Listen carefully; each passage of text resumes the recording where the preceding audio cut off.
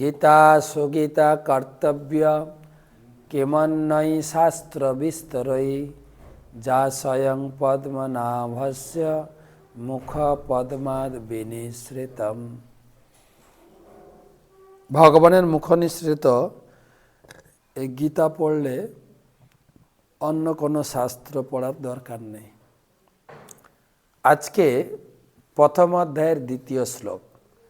সঞ্জয় উবাচ দৃष्ट्वा तु पाण्डवानेकं मूढं दुर्योधनस्तदा आचार्यम् उपसंयम्य রাজা বচনম অব্রবীত। অনুবাদে সঞ্জয় বলেন, হে রাজন, পাণ্ডবদের সৈন্যসজ্জা দর্শন করে রাজা দুর্যোধন দ্রোণাচার্যের কাছে গিয়ে বললেন। গতকালকের শ্লোকে আপনারা শুনেছেন, সঞ্জয় ধৃতরাষ্ট্রের রাজদরবারে কক্ষে বসে আছেন। ধৃতরাষ্ট্র জিজ্ঞাসা করছেন, আমার পুত্র পাণ্ডুর পুত্ররা কুরুক্ষেত্রের ময়দানে গিয়ে তারপর কি করলো? তো সঞ্জয় উত্তর দেওয়ার চেষ্টা করছে। সঞ্জয় ব্যাসদেবের কৃপায় দিব্য চক্ষু পেয়েছিলেন। কুরুক্ষেত্র প্রায় 150 কিলোমিটার দূরে কুরুক্ষেত্রে যুদ্ধ হচ্ছে, ঘরে বসে তিনি দেখছেন টিভির মতো। সঞ্জয়ই বলতে গেলে প্রথম টিভি। তিনি দেখছেন কুরুক্ষেত্রের দুই গ্রুপ, কৌরব আর পাণ্ডব গেছেন। তো যুদ্ধ প্রস্তুতি পর্ব চলছে।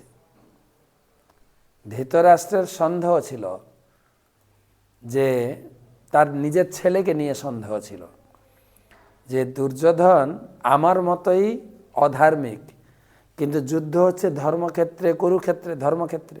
ওখানে গিয়ে ধর্মের প্রভাবে ভক্ত যেন না হয়, গিয়ে যুদ্ধ করবে না, তখন পুরো রাজ্যটাকে 50-50 ভাগ করে নেবে, এরকম যেন না হয়। ও কি যুদ্ধ করার জন্য রেডি হচ্ছে? সঞ্জয় তুমি বলো। সঞ্জয় তখন বলছেন, হে রাজন, আপনার ছেলে যুদ্ধ করার জন্য মরিয়া হয়ে উঠেছে।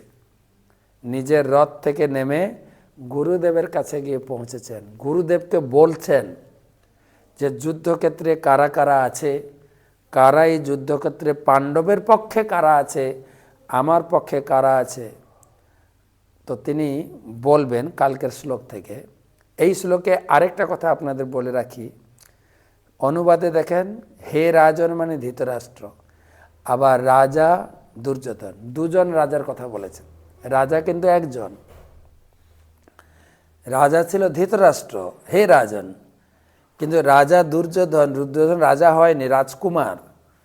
কিন্তু ধৃতরাষ্ট্রকে সন্তুষ্ট করার জন্য আগে থেকে বলে দিয়েছেন, আপনার ছেলে তো রাজা হয়ে গেছে, যাতে ধৃতরাষ্ট্র খুশি হয়ে আমার কথাগুলো শোনে, সেই জন্য তাকে রাজা বলে সম্বোধন করেছে। কিন্তু দুর্যোধন আদৌ রাজা না। তো বিস্তারিত কাল থেকে।